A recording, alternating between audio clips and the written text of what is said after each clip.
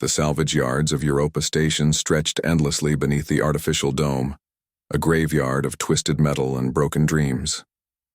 Among the debris, Lyanna moved with practiced stealth, her pale blue skin glistening under the harsh industrial lights.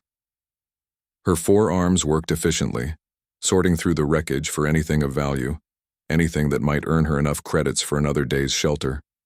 She had been cast out from her homeworld of Zephyria 3 cycles ago. A crime, of speaking truth to power, of questioning the Council's decision to abandon the outer colonies. Now she was just another refugee, another unwanted mouth in the sprawling undercity of humanity's greatest space station. The sound of small footsteps on metal made her freeze. Humans were dangerous when they traveled in groups, and she had learned to hide whenever she heard them approaching. But these footsteps were different, light, hesitant, belonging to someone small. A human child emerged from behind a pile of twisted hull plates. The girl couldn't have been more than 8 standard, years old with bright amber eyes and dark hair tied back in practical braids. She wore the simple gray coveralls of a station worker's family, but they were clean and well-maintained. This was no street orphan.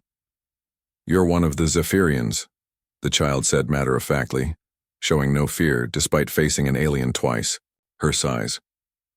"I've seen pictures in the databases. You have 4 arms." Lyanna's secondary arms instinctively folded against her torso, a defensive posture her people adopted when threatened. "I mean no harm, young one. I will leave if you wish." "No, wait." The girl stepped forward, her small hand reaching out. "I'm Emma. What's your name?" "Lyanna." The name felt strange on her lips. It had been so long since anyone had asked. Emma nodded gravely as if filing away important information. "Are you the one who's been fixing the broken things? The maintenance crews keep finding equipment that was damaged beyond repair suddenly working again." Lyanna's forearms shifted nervously. She had been careful, only fixing things in abandoned sections, never taking credit. Perhaps. "That's amazing." Emma's eyes lit up. "My dad says the station's falling apart because we don't have enough skilled technicians. Most of the good ones left for the inner systems after the war. The war. Even here on the fringes of human space, everyone knew about humanity's costly victory against the hegemony. It had saved the galaxy from tyranny, but left human worlds struggling to rebuild." Emma sat down on a piece of debris, making herself comfortable. "You know, you need a home and we need help. Dad says the housing committee won't approve any more alien residents, but that's stupid. You're helping already, aren't you?" Lyanna found herself sitting as well, drawn in by the child's earnest manner. "Your father? He works for the station?" "He's Chief Engineer Marcus Chen. Mom died when I was little, some kind of genetic disease that hit a lot of the colonies. It's just been him and me since then." Emma's voice carried a weight too heavy for such young shoulders. "He works all the time, trying to keep everything running. The station's systems are held together with spare parts and prayers." "I am sorry for your loss," Lyanna said softly. Emma looked up at her with those bright amber eyes. "You know about loss too, don't you? The way you hide, the way you try not to be seen. You've lost everything." The words hit harder than any physical blow. Lyanna's people valued emotional control, but this human child saw through her defenses as if they were transparent. "My people. They chose political expedience over moral courage. When I spoke against abandoning the outer colonies, they cast me out rather than face uncomfortable truths." Lyanna's voice was barely a whisper. Emma nodded with surprising understanding. "Dad says sometimes doing the right thing costs more than people want to pay. But someone has to pay it, or nothing gets better."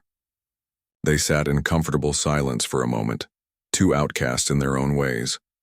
Finally, Emma stood up with the decisive air of someone who had made up her mind. "Lyanna, you need a home. My father needs a bride. I need a mom." The words came out, in a rush, as if the girl had been rehearsing them. "And the station needs someone who can actually fix things instead of just patching them together." Lyanna stared at the human child, all four arms frozen in shock. You cannot simply decide such things, little one. Your father might not.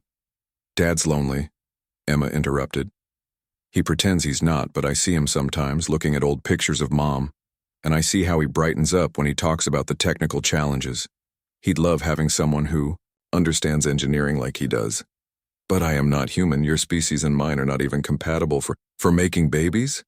So what? Emma shrugged with 8-year-old practicality. There are lots of ways to make a family. Besides, I'm already here. I just need someone who won't leave. The simple honesty of it took Lyanna's breath away. In all her years of diplomatic training, all her experience with complex political negotiations, she had never encountered anything as straightforward as this child's logic. Your father would have to agree, Lyanna said slowly.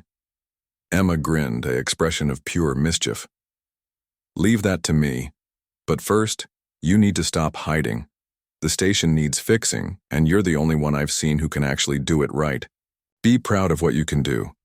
Over the following weeks, things changed. Lyanna emerged from the shadows, openly working to repair the station's failing systems. Her forearms and enhanced spatial reasoning made her incredibly efficient, while her diplomatic background helped her navigate the complex politics of the engineering teams. Marcus Chen was initially skeptical when his daughter introduced him to the nice alien lady who's been fixing everything, but his engineer's mind quickly grasped what Lyanna could offer. Not just her technical skills, but her perspective, her methodical approach to problems, her refusal to accept impossible as an answer. The romance that bloomed between them was quiet and practical, built on mutual respect and shared goals rather than grand passion. They were both people who had lost everything and found themselves rebuilding not just machinery, but the possibility of happiness. When the Council of Zephyria sent an envoy to retrieve their wayward citizen, they found her integrated into human society in ways that made their political calculations irrelevant. She had found something her homeworld had never offered, a place where her abilities were valued more than her compliance. Emma stood between the Zephyrian envoy and her chosen family, small but immovable. She's ours now, the girl said with absolute certainty, and we're hers. That's how families work.